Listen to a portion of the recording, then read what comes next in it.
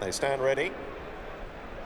They're off for the Group 2 Weatherbys Hamilton Lonsdale Cup, the latest race in the Kipto British Champion Series, and Quickthorn bounces out in what is becoming a customary front-running start. He goes a couple of lengths clear under the judge to the nose-bounded pair of Nate the Great with a white cap and Coltrane, the dark sleeves and cap, the stablemates sitting second and third into the first turn.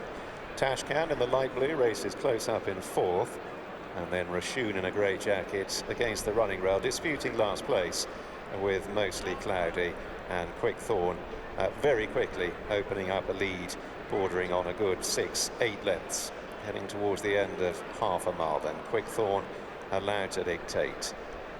He's been running in similar fashion with success in his two most recent starts, held together in front by Tom Marquand, nicely clear of Nate the Great and Coltrane against the running rail, a half length away to Tashcan, the striped sleeves and cap, and then Rashoon on the inner of Mostly Cloudy. Setting off across the far side of the Knavesmire, and they now move down inside the last mile and 3 furlongs. Quickthorn with a 10-length advantage over Nate the Great. Coltrane 3 parts of a length away in third. Tashcan virtually right alongside, and Mostly Cloudy accompanying Rashoon at the back of the field. They go through the John Smith Cup start. They're inside the last mile and a quarter now, and Quickthorn continues with a clear and uncontested lead. It remains at about 10 lengths over Coltrane, just shading second to Tashcan. Nate the Great has forfeited a position or two, back into fourth out wide. Rashoon against the running rail, and Mostly Cloudy tucked away, white jacket in rear. So through halfway now, at around about 36-37 miles an hour. They were inside 13 seconds for the last furlong, and Quickthorn and Tom Marquand remain well ahead of Coltrane and Rob Hornby, the dark blue cap. Tashcan, Ben Robinson, the light blue in third out wide. Nate the Great and Will Buick. Rashoon, grey jacket for Jim Crowley. Mostly Cloudy and Connor Beasley firmly in touch, swinging back towards home now. 5.5 furlongs to travel. Quickthorn has had the run of things so far, and he remains 10-12 lengths ahead of Coltrane and Tashcan heading the pursuit. Rashoon right on the inside of Mostly Cloudy, and Nate the Great out wide has dropped back to be last of all, and Quickthorn is in line for home, heading for the final half mile, still clear, and in behind they're all being ridden to close. Coltrane is chasing, but he's still got plenty of ground to make up. Mostly Cloudy, white jacket, has moved into third. Tashcan is back in fourth, and still Quickthorn is rolling along in front, deep inside the last 3 furlongs. Still 10, maybe 12 lengths clear of Mostly Cloudy on the nose-banded Coltrane. Tashcan in fourth, then Rashoon and Nate the Great, and now Marquand shakes up Quickthorn inside the last quarter mile. He's still miles clear of Coltrane and Mostly Cloudy. Tashcan is boxing on at the one pace, and it's Quickthorn down towards the last furlong, still with a commanding advantage over Coltrane and Mostly Cloudy, then chasing shadows in behind, chasing in vain. Quickthorn from the front, ease down to complete the hat-trick and win the Lonsdale Cup in great style. Very close for second between Coltrane and running on Rashoon. Tashcan was next, then Mostly Cloudy and Nate the Great. Tom Marquand was on board. Quickthorn just won the Lonsdale. What was it like to win the Lonsdale as a virtual walkover? Yeah, a bit bizarre to be honest, but to be fair, look, I came into the paddock and Hughie said do what you want, and I kind of said, well, I may as well just go and try and put him to the sword a bit, because that seems to be his racing style, and I was pleasantly surprised when I looked up at the screen with sort of 2 to run and saw he really had killed them, to be honest. But look, as nice as it is winning, I think all of us have that half a thought in our head that you'd love for him to clash with the big guns today and really actually see what would happen, because he's clearly progressing, he's clearly coming of age now, and who knows.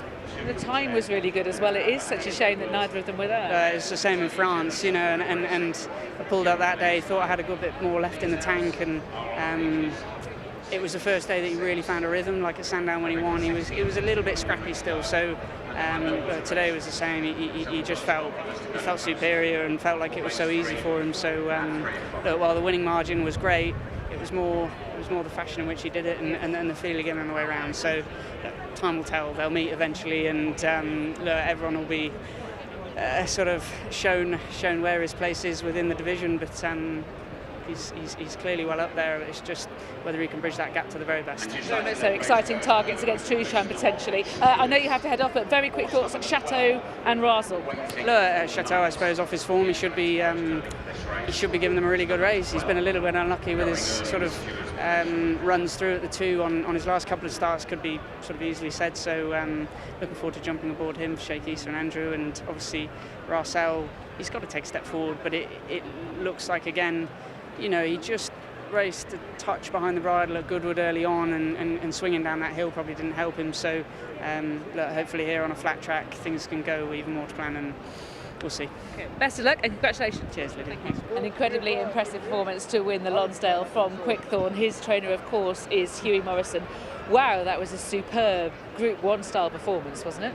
Yeah, well, it was a Group 1 race until obviously the other 2 came out, but I'm not surprised after that, are you?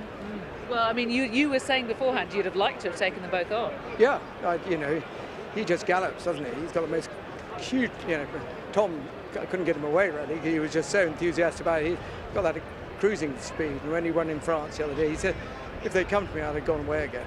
And he said, I could have given him a couple of flicks and he'd have gone again. I mean, he was in a race of his own, and the time is really good. And so, what's been impressing you about the way he's been training this year? Nothing particularly different. He's just a bit, as you can see, a big, strong horse, and he had a few sort of little issues at 3. And the great thing is James and Pam took him home. We gelded him, and he's never stopped maturing. And he's a big, strong horse, and he's with no issues. He should carry on improving. And so, where are you going to go from here? What's the planning? You've got the Irish St Ledger entry. Are you inclined to go there? Well, the reason we slightly didn't go there because we didn't want to take on Kipri or Seb. Having said that, is another race abroad. 3 races in October. We've got lots of options. That's a great thing. So the Royal Oak, the Cadran, and the Long Distance Cup. Yeah, I don't think there's anything else to go for, is there? Not off the top of my head. not that I can think of right now. We're quite good at missing entries, so that's quite. That's one of those 3, and I suppose he's in the Irish St Ledger, but that's quite bold. He's had a hard enough race today. He has, but that's a bold performance. Yeah, he's quick. And more versatile with ground these days as well? Yes, I think flat track helps. Yeah. Tom said that Sandown, he didn't enjoy going down the hill. Longchamp was largely flat, especially the last 4 furlongs. I'm a great believer in sources which you think need soft ground, you get away with on a flat, level track which isn't rough. And obviously they've done a great job here. Yes, and so have you and your team. Many congratulations. A fabulous winner, the Lonsdale. Well done. Well, it's a team effort. Sadly, Tom, who rides them every day, isn't here today, but he's ridden them all the time. And if you'd seen him work last Saturday, you wouldn't have fancied him. Oh, really? And was that atypical that he would normally work well with? Yeah, he would work well. He couldn't catch a horse rated 44. So how did you rationalise that? I didn't. I was quite nervous. I was pretty pessimistic all the last few days, yeah. Well, maybe he should work badly all the time, because that was tremendous. Well done. Thank you.